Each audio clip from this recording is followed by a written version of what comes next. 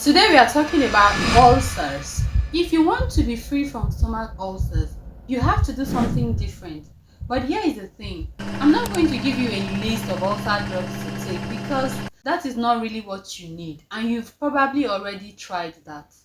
What you need is to understand what you are doing to hinder your ulcer from healing, and then how to apply these proven tips I'm about to share for you to achieve an ulcer-free life.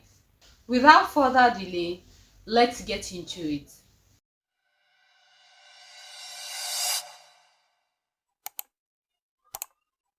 Let's start with tip number 1.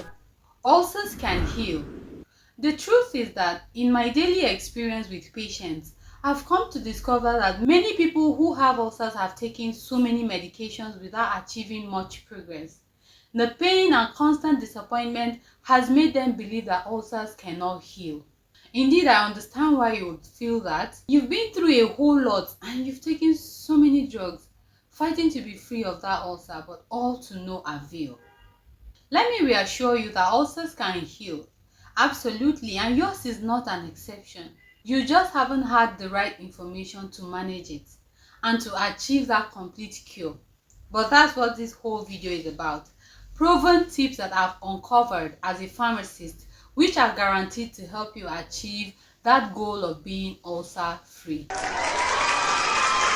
When it comes to ulcers, you can't rely on your medications alone, and it's possible that you have already found that out by now.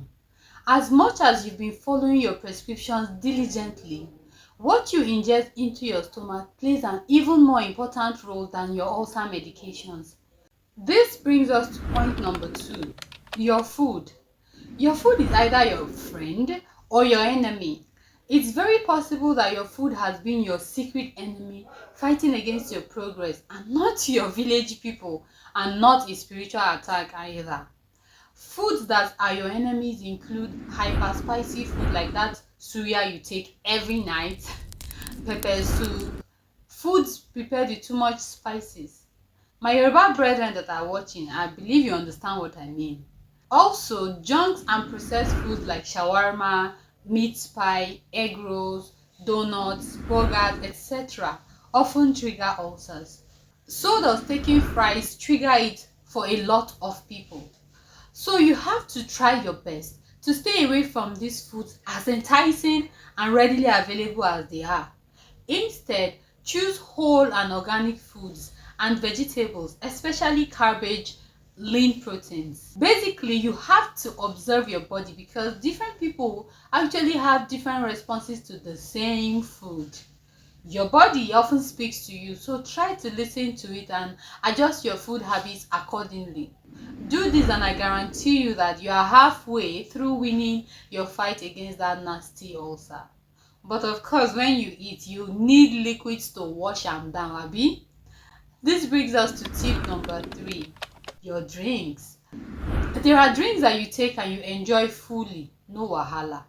But there are some drinks that you take and after you enjoy them in that moment, you go pay the price later. And the price is often a painful price. These drinks like ginger drinks, even fresh ginger drinks, carbonated drinks, alcohol, coffee and drinks that contain caffeine like energy drinks, bitters like alomo bitters, origin bitters, and some herbal drinks are such drinks. Carbonated drinks are your enemies primarily due to their acidic nature and the presence of carbon dioxide, which is responsible for their fizzy and bubbly nature. This is why when you open it, you hear that psh sound. So this can trigger the stomach to produce more acid, more hydrochloric acid. When you take these drinks, especially on an empty stomach, they will trigger your ulcer very badly. You want to know why caffeine is your enemy while energy drinks are your enemy? We'll get to that in a bit.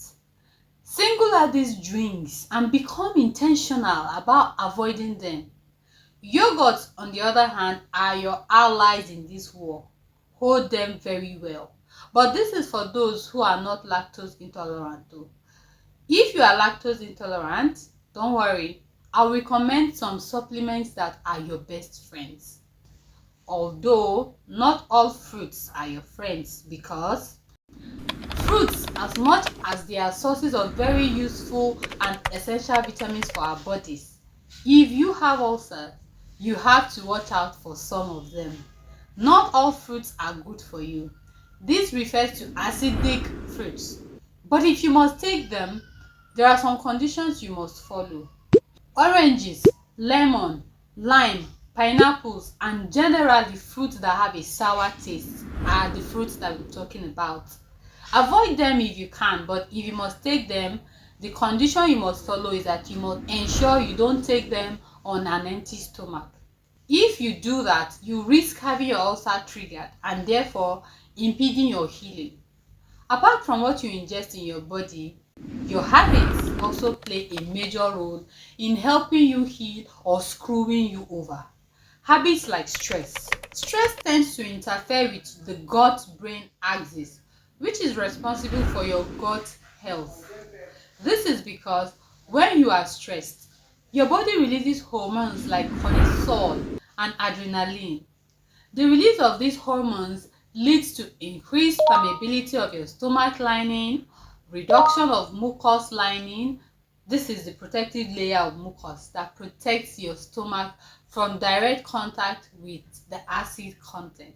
Stress also leads to indigestion, increased acid secretion, reduction in your immunity, which you need to fight against that bacteria that causes ulcer, H. pylori. Stress can lead to habits like alcohol consumption because most people tell me as you dey this Nigeria, you cannot face Nigeria with clear eyes. So alcohol is their option. Unhealthy eating habits. We've spoken about how unhealthy eating can aggravate your ulcers. So you see how this leads to a vicious cycle of one bad habit encouraging the other, and then your ulcer suffers as a result. When you are stressed, you tend to develop headaches, body aches, and of course, to handle this, you go for analgesics and pain relievers like NSAIDs. But these are very bad news, so as we will soon discover. When most people are stressed, they have to find a coping mechanism. Coping mechanism like smoking. And smoking increases secretion of some substances in your body like platelet activating factor and then lutein. These have the ability to reduce the production of that protective mucus that we just mentioned. They increase your acid production. They increase production of nitric oxide, which reduces blood flow to your stomach lining. And whenever there's reduction in blood flow to any part of your body, there is less healing. The healing in that area slows down. It also reduces multiplication of your stomach cells, which further damages your stomach. Smoking produces free radicals which harm various body organs and impedes your body healing ability. Nicotine that is contained in cigarette particularly interferes with your ulcer medication like cimetidine, and it reduces their effects. Habit number 3 is late night meals. I won't lie, there are some times that we tend to get hungry at night, and sometimes even in the middle of the night. This hunger sometimes dey strong reach wey be say we go wake up by middle of the night to swallow eba. But eating dinner later than 7 p.m. means that your body secretes more acids in order to try and digest that food. So while you dey sleep, your body is busy producing more acids. This is why you wake up in the middle of the night holding your stomach in severe pain. Sometimes it's severe enough that you are rushed to the hospital. While some eat late at night, other people own is that they eat breakfast late, or they are going on intermittent fasting, maybe because they are trying to lose weight. Everybody has their own wahala. Life no balance. If you have ulcer and you are eating breakfast late or you are on intermittent fasting, it will increase your acid production, which will eat into your ulcers and make them worse. If you have followed me up until now, please consider subscribing to the channel and liking the video, because this will help YouTube show the video to people who need to hear this. Also consider leaving a comment, and thank you so much as you do that. You are priceless to me. What if I told you that you've been using your money to buy and take some drugs that have been making your ulcers linger this long? I know you are surprised that you are also part of your enemy. This brings us to your next tip. Drugs.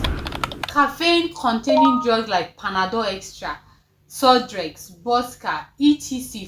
For real, these everyday drugs for headaches and migraine, fever and body pain are not harmless at all.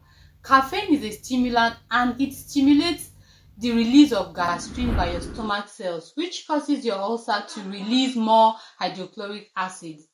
This is the primary acid in your stomach. So you see why this is a problem. Now, I know that many of you would say, if it's not Panadol Extra, this headache will not go. If it's not Sodrex or Bosca, it will not go. So please discuss with your doctor, discuss with your pharmacist, because you may not know this, but there are safer alternatives that will still knock that headache out of place. This explanation about caffeine explains why energy drinks, when you take them, you notice that it worsens your ulcer, because most energy drinks contain caffeine. What you can do is to always inform your doctor or pharmacist that you have ulcer. This will inform their decision on medications to give you. There are healthy alternatives to take that will still give you the results that Panadol Extra and that Sodrex and Bosca will give you. You don't have to insist on this drug. On your part, always watch out for ingredients on the drug pack to check for caffeine. Also avoid energy drinks. Take glucose more to boost your energy, and rest. Drink a lot of water. Choose decaffeinated coffee for those who love coffee, but please minimize it. What about vitamin C? Most vitamin C's are ascorbic acid and they are acidic by nature, except for some that are made in a different chemical form. Therefore, it further increases the acidity of your stomach and reduces the pH of your stomach that is already acidic. But we need vitamin C to help us heal wounds, and they would help heal that ulcer wound and also boost your immune system to fight off that H. pylori. So the question is, how do you take vitamin C without having to face the ulcer attack that will follow? Don't worry, I have the answer. If you must take vitamin C as an ulcer patient, look for and choose non-acidic form of vitamin C. Example is the brand type Ester C by Puritan Sprite. Please, they didn't pay me to advertise. It's just that this is the safe option of vitamin C that you can take, because it's different from that normal vitamin C that we know. We mentioned NSAIDs earlier when we were talking about stress and body aches. Yes, they are analgesics, and sometimes you even take them trying to relieve stomach pain or that upper back pain. They include diclofenac, ibuprofen, naproxen, aspirin, and that popular menstrual cramp drug Felvin. But you have to know that they worsen your ulcers by reducing the secretion of your stomach mucus lining. I explained this in this video up here. Click on this to learn more about them. I will also leave a link to the video in the description. Thanks for watching, and I hope you got value that will help you win in this fight against ulcer. Please subscribe to my channel if you haven't done that already. Like the video and share with someone who you know needs to hear this.